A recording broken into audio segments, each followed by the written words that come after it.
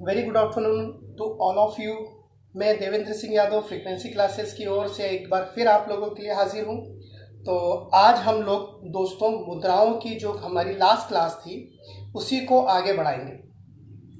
मुद्राओं के हमने जितने भी फॉर्मेट्स थे वो देखे थे कि प्राचीन काल में जो कॉइन्स थे वहाँ से हमने शुरू करा था कि किस तरह से पंच मार्क कॉइन्स हमने शुरुआत करी थी और धीरे धीरे हम लोग ने कल जो लेक्चर फिनिश करा वो जहांगीर तक आके हमने फिनिश करा था।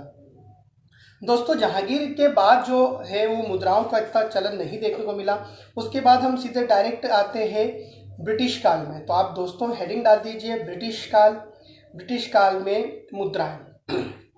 दोस्तों एक चीज़ और थी कि जब ब्रिटिश काल में जो उन्होंने जब यहाँ रूल करना शुरू करा हमारे भारत में, तो उसकी खास वजह यह थी कि अब कॉइन्स के साथ साथ उन्होंने भारत में नोटों को भी शुरू कर दिया, मतलब कागज की मुद्राएं। अभी तक कागज की मुद्राएं हमने नहीं सुनी थी, मतलब हमारे जितने भी यहाँ के राजा थे या मुगल कालीन जो भी राजा थे अभी तक कागज की मुद्रा का चलन शुरू नहीं हुआ था।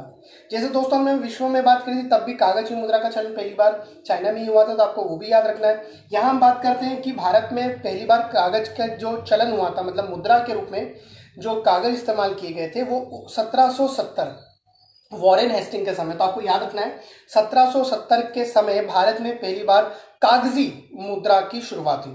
कागजी मुद्रा की मेरी बात है, जो आज के हम जो नोट देख रहे हैं वही कागज की मुद्रा कही जाती है।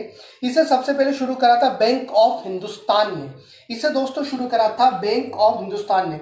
100 रुपए का, 250 रुपए का, जो आज नहीं आता आपको याद रखना है, 100 रुपए का, 250 रुपए का और 500 रुपए का नोट शुरू किया गया था बैंक ऑफ हिंदुस्तान की तरफ से। अब बैंक ऑफ हिंदुस्तान की तरफ से जो नोट शुरू किया गया था दोस्तों, तो उसमें तब से लेकर 1949 तक वहीं के राजाओं की जो पिक्स होती थी वो अंकित हुआ करती थी। ठीक है, ये आपको याद रखना है। 1949 तक उन्हीं के राजाओं की, वहां के जो रूलर्स थे उनकी पिक आती थी 1949 तक। दोस्तों जो अंग्रेजों के समय जो नोट चलाए गए थे उसमें 3 भाषाएं अंकित होती थी, उर्दू, बंगाली और देवनागरी।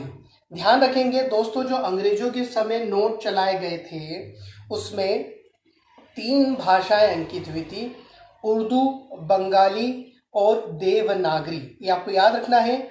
और बैंक ऑफ हिंदुस्तान ने सबसे पहले अंग्रेजों के समय कागजी मुद्रा की शुरुआत करी 1770, वॉरेन हेस्टिंग, ये सारी चीज आपको याद रखना है। Bank of Hindustan 1770, Warren Hasting, कागजी मुद्रा की पहली बार शुरुआत हुई। और साथ ही साथ आपको ये भी याद रखना है कि यहाँ पर वो अपने जो नोट्स होते थे, उस समय के जो नोट छापे जाते थे, जो समय की मुद्राएं होती थी, करेंसी नोट्स होते थे, उन पे वहीं के राजा रानियों के चित्र अंकित हुआ करते थे।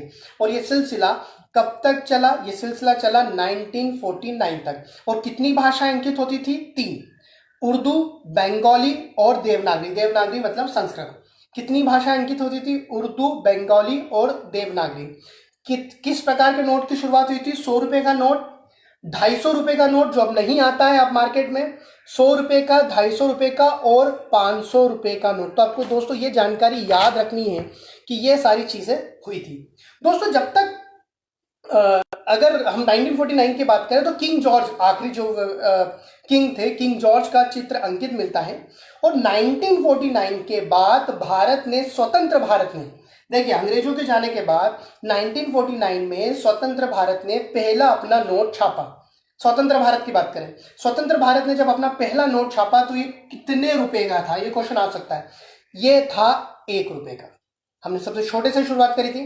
तो स्वतंत्र भारत में 1949 में जो पहला नोट छापा गया था दोस्तों वो 1 रुपए का था। 1 रुपए के नोट की खास बात है, इस पर वित्त सचिव के हस्ताक्षर होते हैं। दोस्तों आपको ये चीज याद रखनी है, इस पे वित्त सचिव के हस्ताक्षर होते हैं। बाकी के आप कितने भी नोट देख लीजिए, सब पर आपको आरबीआई गवर्नर के हस्ताक्षर मिलेंगे। तो आपको ये चीज याद रखनी है कि 1 रुपए के नोट पे वित्त सचिव के हस्ताक्षर रहते हैं। बाकी के जो नोट्स होते हैं उन पे हस्ताक्षर मिलेंगे आपको आरबीआई गवर्नर के। मैं फॉर एग्जांपल मैं नोट जो है ये नया 50 का नोट है दोस्तों, तो यहाँ पर नीचे की ओर आप देखेंगे आरबीआई गवर्नर के हस्ताक्षर होते हैं। यहाँ ध्यान दीजिएगा, यहाँ लिखा भी है और उस पर लिखा भी रहता है कि मैं धारक को 50 रुपये अदा करने का वचन देता हूँ।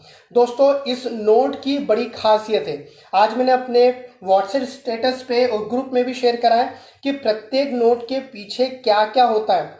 ध्यान से सुनिएगा दोस्तों, छोटा सा आज का लेक्चर है मगर बहुत आईएमपी है, क्वेश्चंस इससे रिलेटेड आते हैं। क्योंकि दोस्तों पुराने मोदी जी के आने के पहले जो नोट्स थे तो उसमें 6 जगहों पर अंकित होता था, जो नंबर होते थे या अंक जो होते थे 6 जगह पे।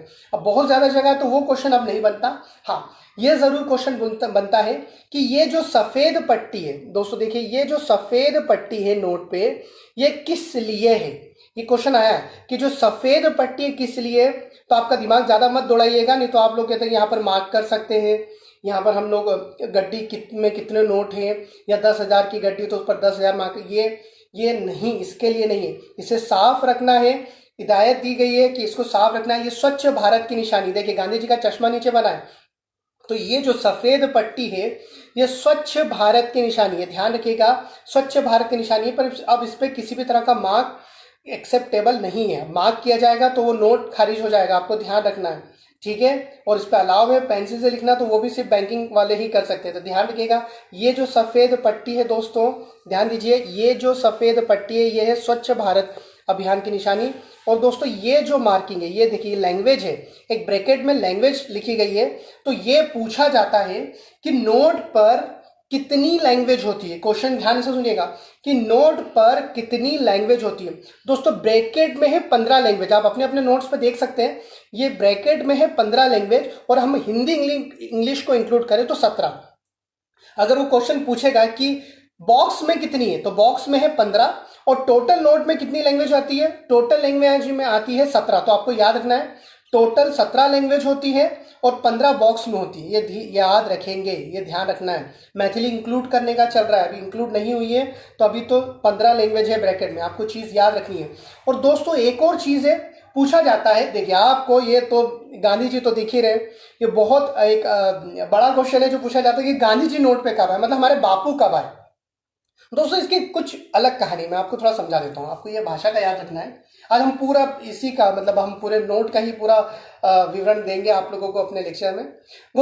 दोस्तों जब गांधी जी का जो बर्थ है, आपको सभी को मालूम होगा 2 अक्टूबर, ठीक है, 1869, 1869, तो आपको याद रखेंगे ठीक 100 साल बाद 1969, ये याद रखेंगे आप, 1969 को ही गांधी जी की पुण्यतिथि पर उनकी याद में, ठीक है, ये नोटों पर अंकित किए गए थे। भारत सरकार ने जब गांधी जी को नोटों पर अंकित करा तो वो अकेले, मतलब इस तरह का क्लोजअप वाला फोटो नहीं था, आज क्लोजअप में दिखते हैं, तो क्लोजअप वाला फोटो नहीं था, वो सेवाग्राम आश्रम में बैठे हुए दिखाई जाते थे। पुराने नोटों पर दोस्तों आपको याद रखिएगा कि 1969 में जब बापूजी को नोट पे अंकित किया गया सम्मान के तौर पे, उसके पहले 1969 के पहले क्या था, ये क्वेश्चन दिमाग में आपके अराइज होना चाहिए। देखिए 1949 के पहले आप लोग अगर देखेंगे तो क्या होता था, अगर आपके पास पुराने नोट है तो इधर अंक होते तो इस तरफ फोटो होता था, जहां पर आज खाली हम लोगों ने देख रहे हैं जो खाली एरिया है, तो यहाँ पर 1949 के पहले किंग जॉर्ज आ रहे थे, उसके पहले उनके दूसरे राजा किंग जॉर्ज थे। जैसे ही वो हटे 1949 में भारत ने जब पहली बार अपनी तरफ से, स्वतंत्र भारत ने जब अपनी तरफ से पहला नोट छापा 1 रुपये का, तो उन्होंने यहाँ पर अशोक स्तंभ बनाया।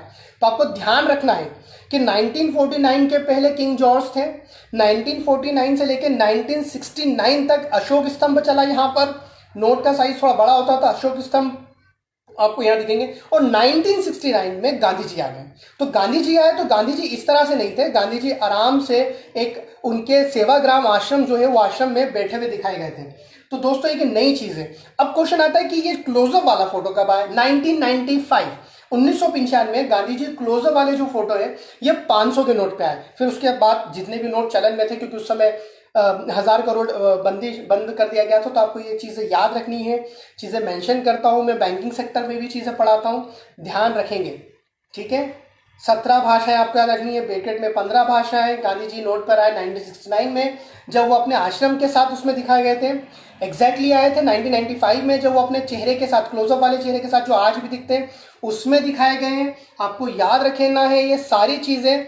अब दोस्तों जब गांधी जी सेवाग्राम वाले आश्रम वाले फोटो के साथ आए थे तो कितने नोटों पर आए थे उस समय, तो किस दो नोटों पर जारी किया गया था, 5 रुपए के नोट पे और 10 रुपए के नोट पे। आपको याद रखना है 1969 में गांधी जी को जब नोट पर अंकित किया गया तो वो 5 रुपए के नोट पर और 10 रुपए के नोट पर आए, और जब 1995 में उनको क्लोजअप वाले लुक में जो अंकित किया गया था, जो उनका क्लोजअप जो आज का जो फोटो आप लोग देखते हैं वो 1995 में उनको जब अंकित किया गया था तो वो 500 के नोट पर आए थे। तो आपको ये चीज़ें ध्यान में रखना है, मैं बहुत ही डिटेल में आपको ये चीज़ें समझा रहा हूँ। ये क्वेश्चन पूछी जाती है।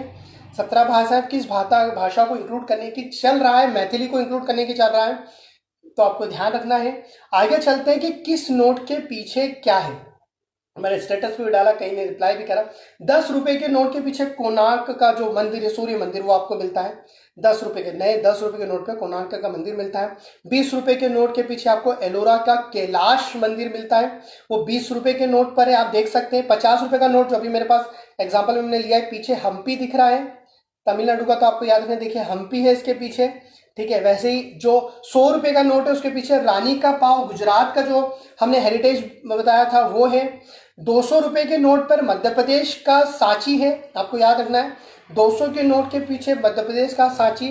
500 के नोट पर लाल किला, 500 के जो नए नोट है उसके ऊपर क्या मिलता है, लाल किला।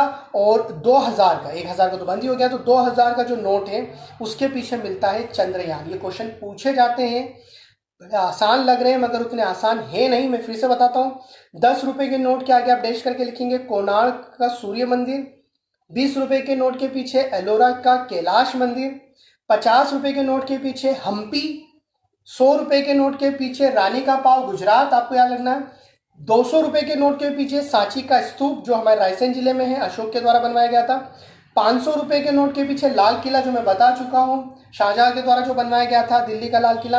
और 2000 के नोट पर आपको याद रखना है हमारा जो मिशन था चंद्रयान, वो अंकित किया गया है। तो दोस्तों ये नोट्स के पीछे की पूरी जानकारी आप लोगों तक मैंने पहुंचाई है, आप याद रखेंगे।